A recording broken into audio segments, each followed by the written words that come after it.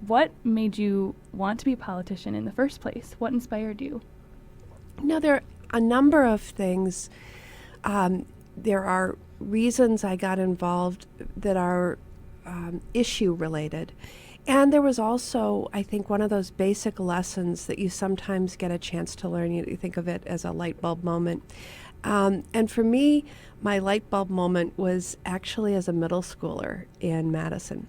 So I was working on my school council, and we were doing just various things, including a sort of neighborhood outreach project. And I remember working on a committee, working on all sorts of things, and recognizing that this small group of very young people, as middle school age, could make a difference. And we were getting the feedback. I said it was a neighborhood outreach project, but we were asking neighbors, what do you like about living next to our middle school? What do you dislike about it? And we kind of started solving some of the problems that they raised and brought to our attention.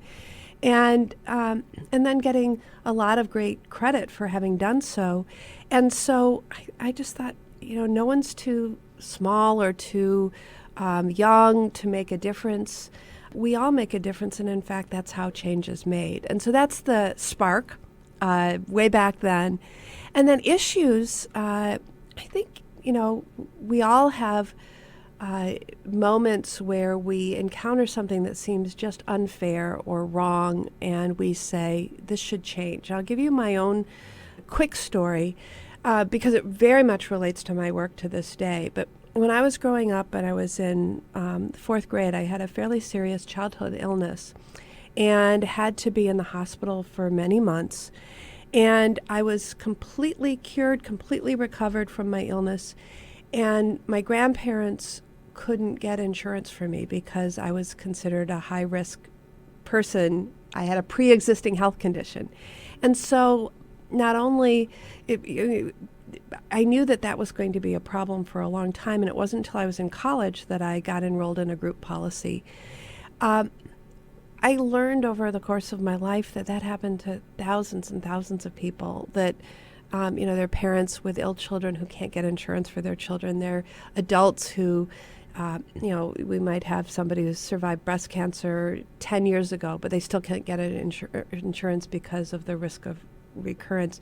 And so to get a chance so many years later to work on a bill that said that's not happening anymore, that insurance companies can no longer discriminate against people on the basis of an illness they had many years ago, that you must cover people if they're able to pay the premium.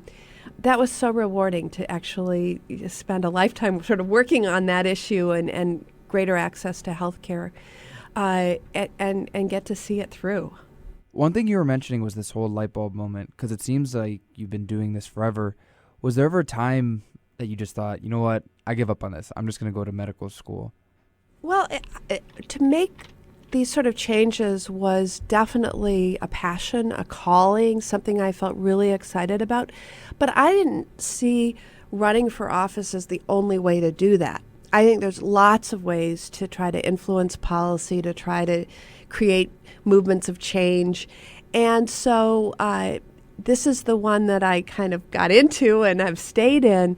But if I weren't doing this, teaching is related in many ways. I think, I've had my light bulb moments, but there's nothing like talking to an audience and seeing somebody like, oh my goodness, I get this now. This is how I can be more powerful and affect change in my community.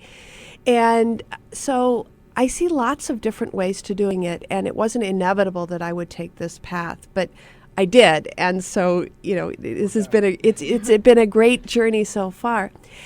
The other things, though, that sometimes make you want to throw up your hands, and yet it hasn't, is just, these days we see a lot of dysfunction in government. Members of Congress aren't terribly popular right now.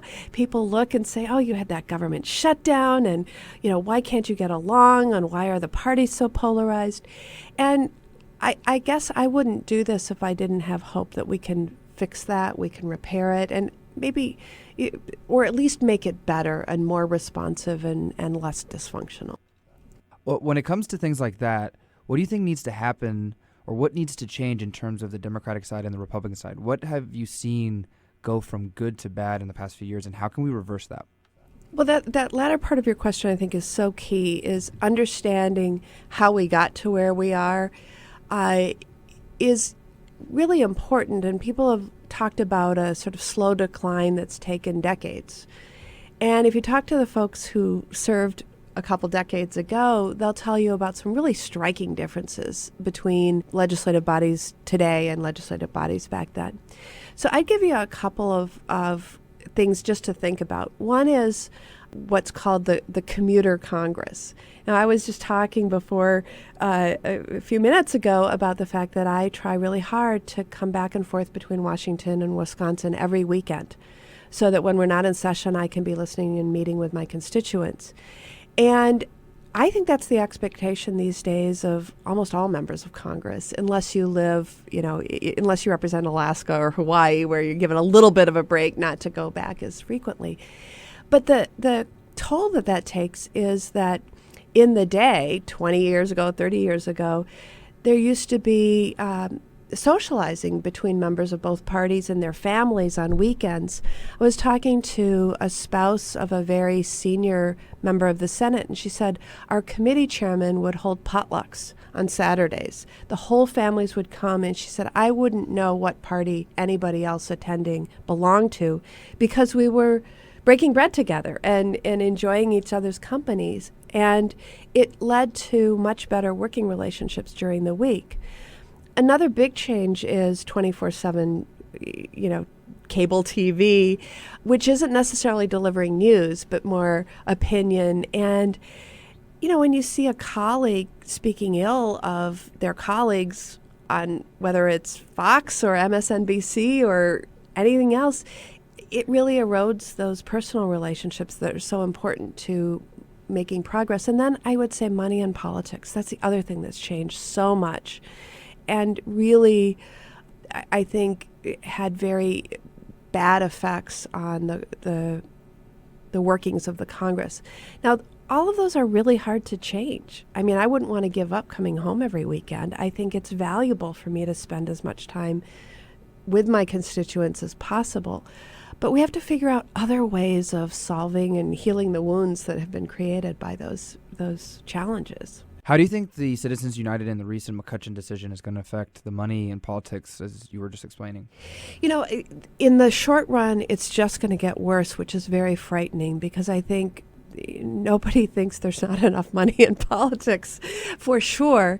And I think too many voters begin to feel like their vote or their voice doesn't matter.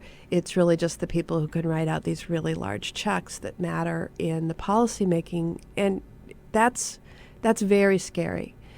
The challenge we have with the Citizens United decision is that it was constitutionally based, and therefore, in order to reverse it, repeal it, we would actually have to amend our U.S. Constitution, which is a huge undertaking, but one that we should seriously consider as we see how horrible the impact of this decision is. That said, there still are some things that states and the Congress in the United States can do to make this a little bit better. It can't repeal it or overturn it. What we can do is require very transparent disclosure. And I think if people can really follow the dollars and see where they come from, that transparency helps it helps people understand when they see an attack ad that it's from the Koch brothers or it's from somebody with an agenda. It's from a corporation that wants a certain outcome, and that's why they're weighing in. And once you know that, it does get a little bit better.